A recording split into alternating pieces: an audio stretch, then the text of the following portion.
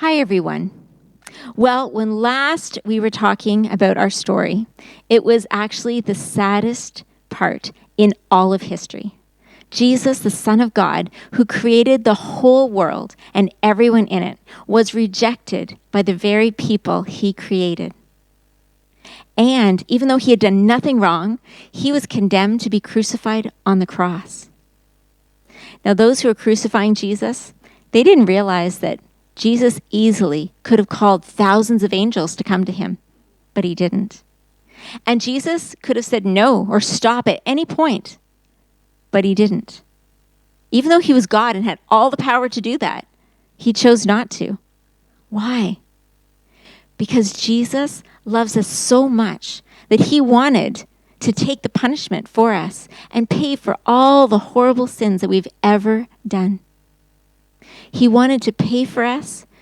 And you know what? Sometimes people say, you know what? I'll just do a whole bunch of good things and that'll get me into heaven. But it doesn't work that way. It took God himself dying a horrible death on the cross to pay for all of the sins that we've ever done. There's no way that we could do enough good things ever to get ourselves into heaven. But the good news is that we don't have to. Jesus paid the price for us, and he's willing to give this to us as a free gift. Well, Jesus was crucified between two thieves.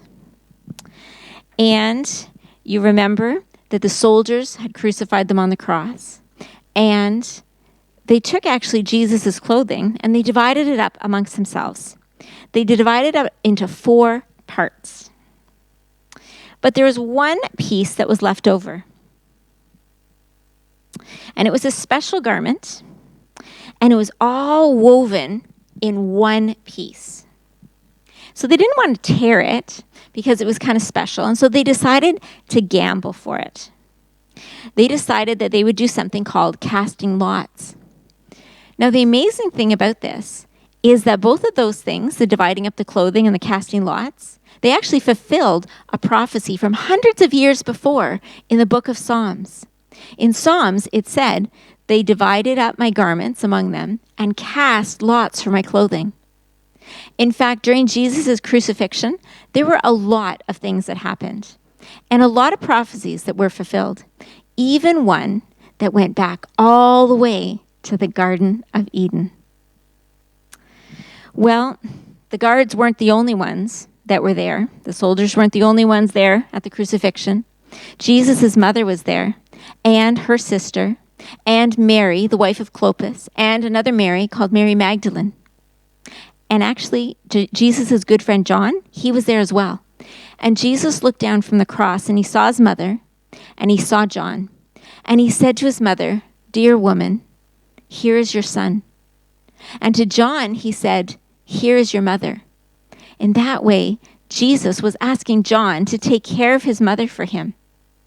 And so from that day on, Mary went to live with John, and John took care of her as if she were his own mother. Well, they weren't the only ones at the crucifixion either. Some of the rulers were at the crucifixion, and then they sneered at Jesus, and they said, "So, you're the chosen one, the Messiah. You can save others. Can't you save yourself?" And even the soldiers, they made fun of Jesus too. You remember that Pilate had hung a sign above Jesus on the cross, and it said, "Jesus of Nazareth, King of the Jews." So the soldier said, "So you're the King of the Jews. Save yourself." And even one of the thieves who was on the cross beside Jesus, he made fun of Jesus. And he said, "Aren't you the Christ? Save yourself and save us too." But the other thief, he didn't mock Jesus. He said to the other thief, he said, "Don't you fear God? We're here being punished because we deserve it. We broke the law. But this man, he's innocent. He's done nothing wrong." Well, it was noon. And you know what happened? Darkness fell over the whole land. The Bible tells us it was dark for 3 hours. Imagine if today at lunchtime, when you were eating lunch, all of a sudden at noon, it got pitch black. You couldn't see the sun anymore, and it was completely dark until 3 in the afternoon. Think how scared you'd be. The people must have been very afraid. And at the end of that time, Jesus actually cried out in a loud voice, and he said, Eloi, Eloi, lama sabachthani, which means, my God, why have you forsaken me? And then Jesus said, it is finished. And the Bible tells us that he gave up his spirit, so he died. Well, some pretty amazing things happened right then. The Bible tells us that there was a special curtain in the temple. Now, if you remember, many weeks ago, we talked about a man named Zechariah. Zechariah was, remember, the father of John the Baptist. And remember, one day, he had been given a really special opportunity, one that didn't happen to everyone and one that could only happen probably once in a priest's lifetime. And that was that he was allowed to go into the Holy of Holies and burn incense. Well, to go into the Holy of Holies, he had to go through a curtain. And when Jesus said, it is finished, the Bible tells us that that curtain was actually torn in two. From top to bottom, it was torn in two. And there was a mighty earthquake. The ground shook and rocks split apart, and actually tombs of holy people were opened, and some of them came back to life.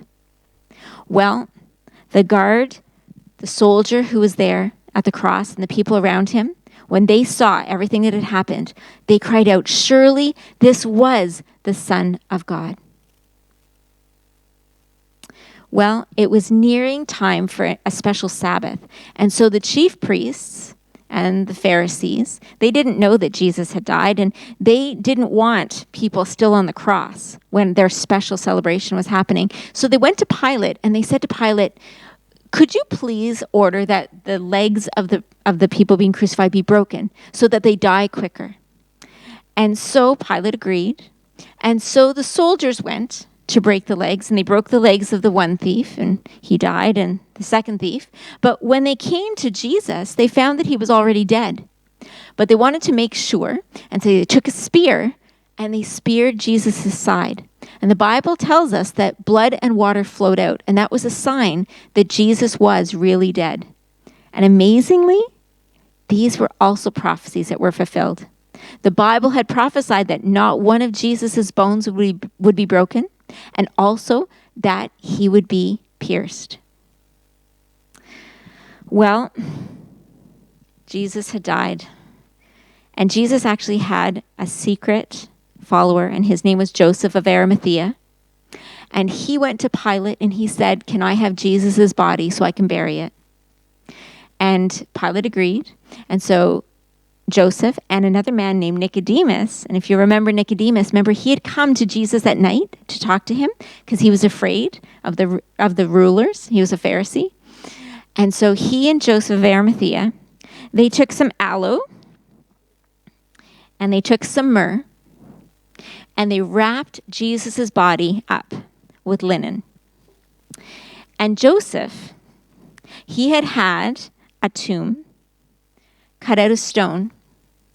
And so it was a new tomb where no one else had ever been placed in it.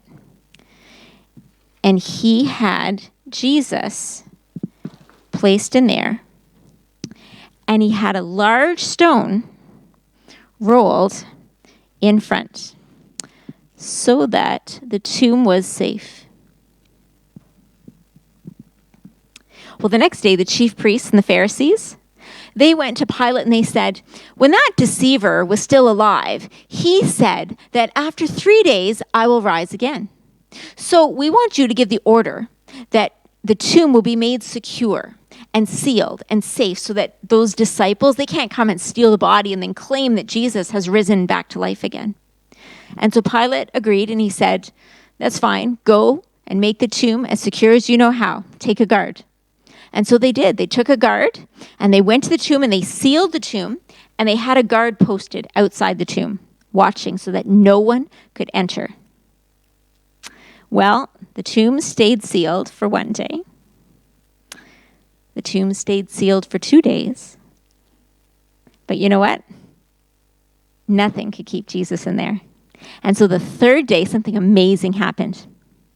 Mary and Mary Magdalene, they were going to anoint Jesus' body. And as they were going, they thought, oh my goodness, there's that big stone. Who is going to roll it out of the way for us? And as they were going, there was a huge earthquake because an angel of the Lord came down, and he actually rolled the stone away, and he sat on it. And the Bible tells us that his clothing was like lightning, and it was white like snow. And he scared the guards so badly that they shook and they fell over as if they were dead. They just fainted dead away. And then Mary and Mary Magdalene came, and what do you think the angel said to them? He said, don't be afraid. I know why you've come. You're looking for Jesus of Nazareth, but you know what? He's not here because he has risen. Now, there is a lot more to the resurrection story that I want to tell you, but I'm not going to be able to tell it to you today.